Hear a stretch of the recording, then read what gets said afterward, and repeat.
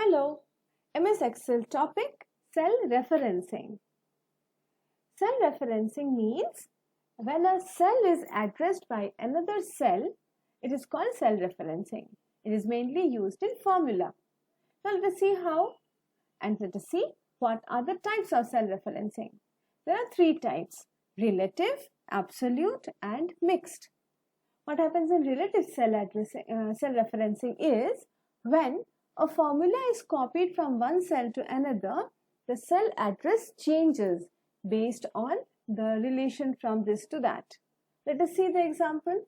And similar happens in case of absolute, where it does not change, and in case of mixed, then partially it changes and partial part of it does not change. Now see this example. Here you will find the cell B2 to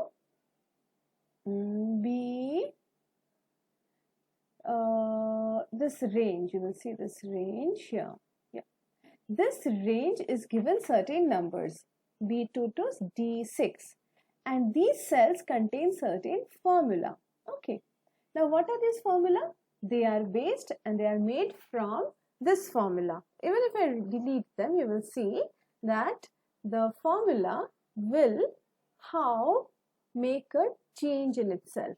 Say this one I am writing B2 plus B3, right? So these two cells I am adding.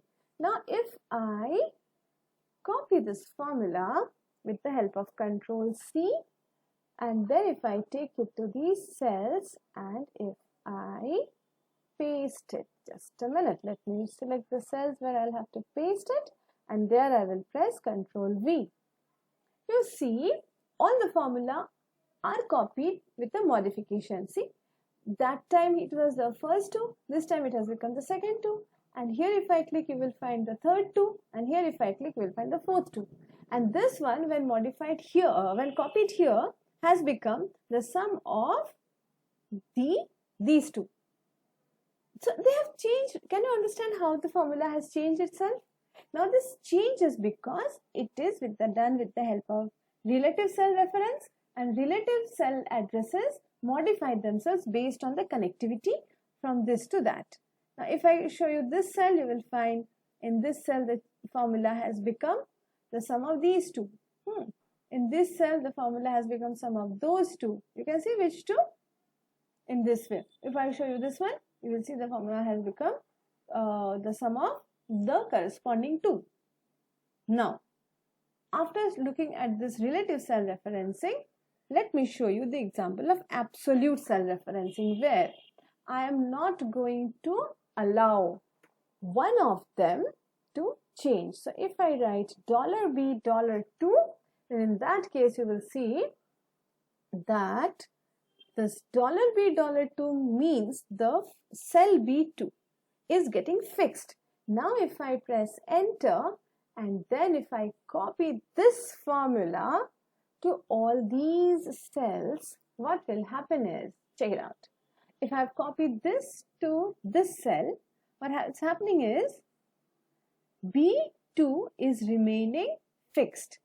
And when I am copying it to this cell, what is happening is, you see, B2 is staying as it is. That means B2 is fixed with the help of dollar. That means $B $2 is remaining intact, right? If I look at this one, here also you will see that part did not change. The other cell, which was the second one, that kept on changing. If I see this one, here also you will find the first cell of B2, which was $B $2, that did not change.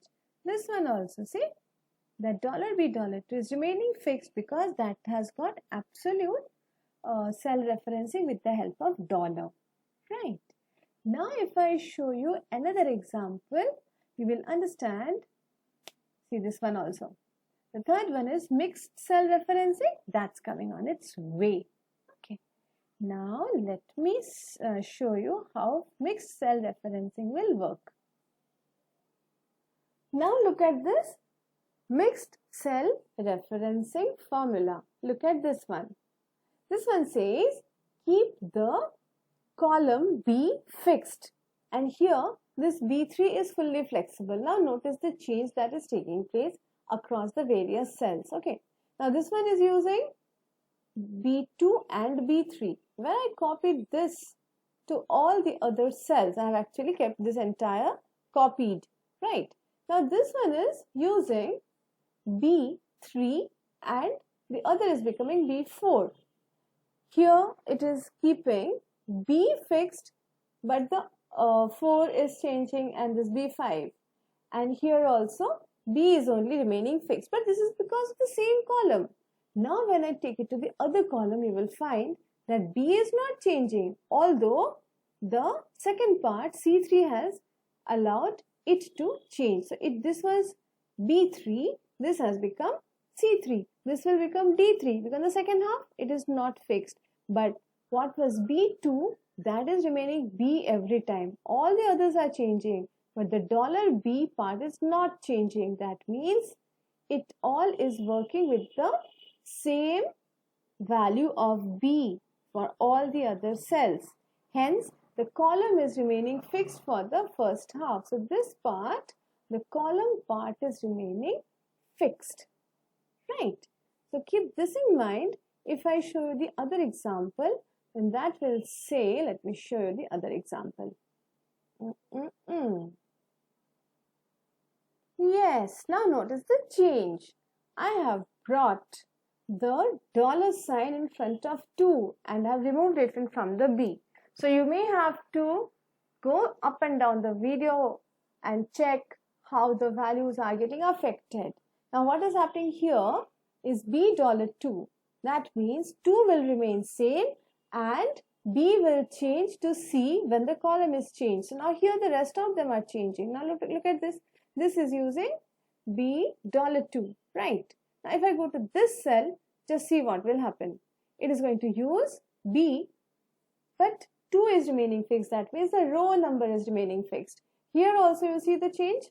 B is free to change, but 2 is remaining fixed. So when I will go to the next column, you will find C will come in place of B, but 2 will remain fixed. Now here you see 2 is not changing in the first part.